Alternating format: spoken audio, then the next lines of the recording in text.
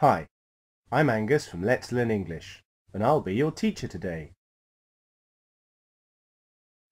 Today we're going to look at active and stative verbs.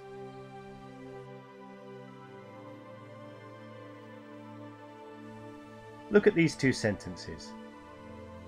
John worked all day yesterday.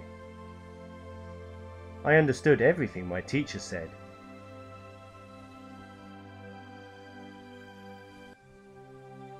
They are both using the simple past, and both contain verbs.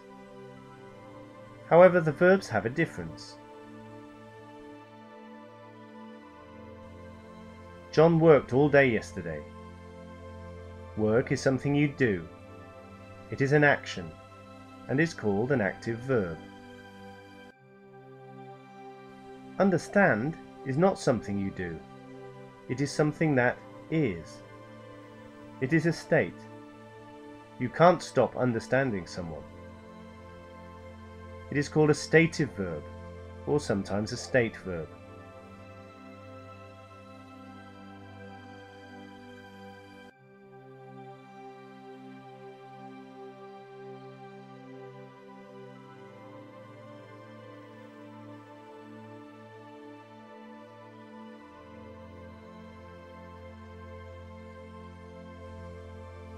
Most verbs are active verbs.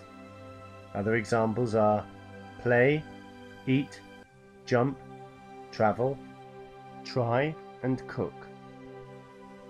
We know they are active verbs because we can stop them quickly.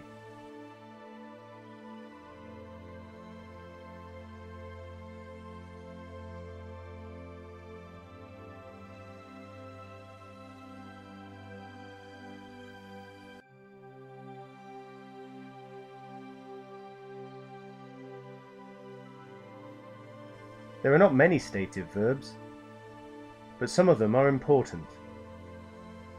Other examples are cost, know, want, believe, seem, and remember.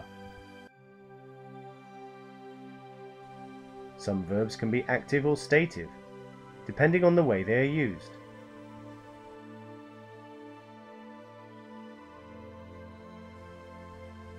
I'm smelling the roses. Here I'm performing an action, so smell is an active verb here.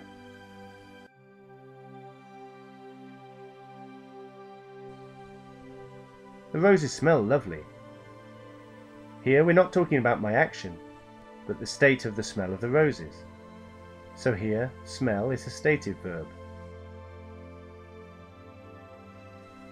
The verb taste is also used in this way.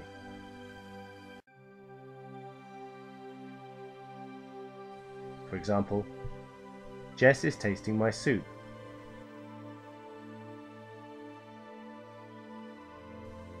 This milk tastes strange. Certain verbs change their meaning and therefore change their status.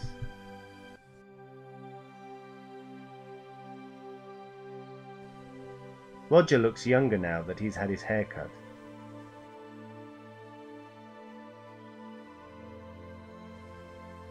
Roger's looking at Mary. I think he likes her. Now, knowing whether a verb is stative or active is important, as stative verbs are not used in continuous tenses.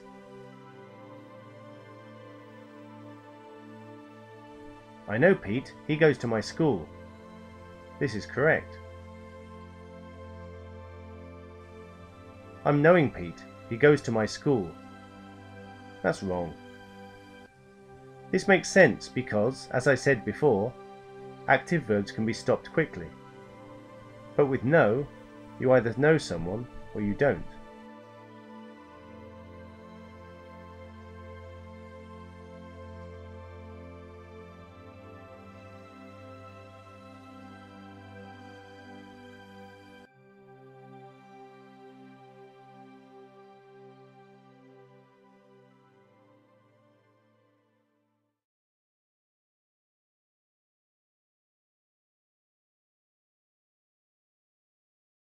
Hi, I'm Angus from Let's Learn English, and I'll be your teacher today.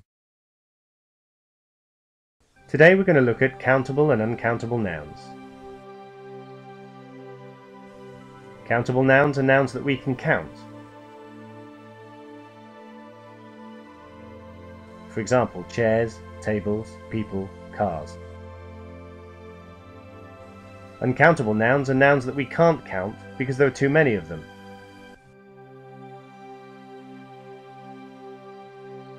For example, sugar, coffee, rice, or because there is no way of counting them. For example, love, death, water, milk.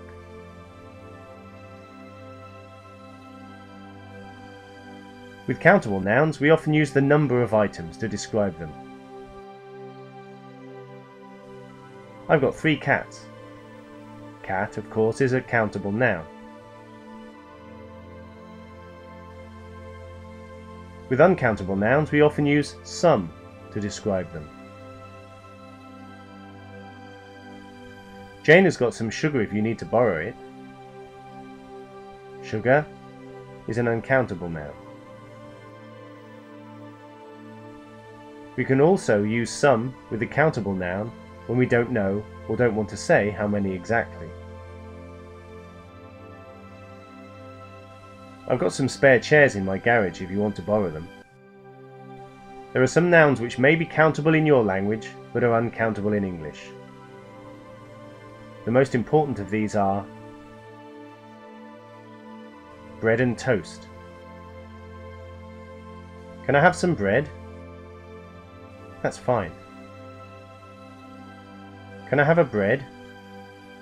That's wrong. You have to say, can I have 2 pieces of bread? Paper. Have you got some paper? That's correct. Have you got a paper? That's wrong. You have to say, have you got 2 sheets of paper?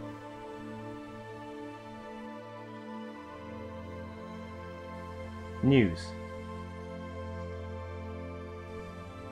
I heard some news about a car accident. That's correct. I heard a news about a car accident. That's wrong. I heard 2 items of news about a car accident. That's fine. Hair on your head. I haven't got much hair left. That's fine. I haven't got many hairs left. That's wrong. But you can say, I haven't got any hairs on my face.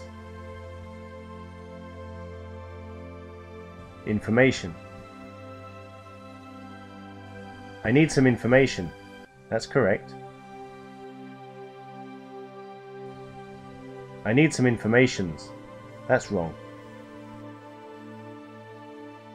I need 2 pieces of information. That's correct. Weather. We sometimes have some terrible weather in Britain. That's correct. We sometimes have some terrible weathers in Britain. That's wrong.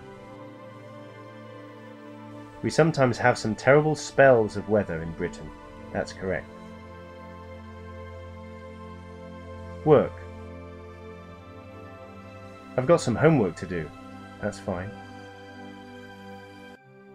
I've got some homeworks to do. That's wrong.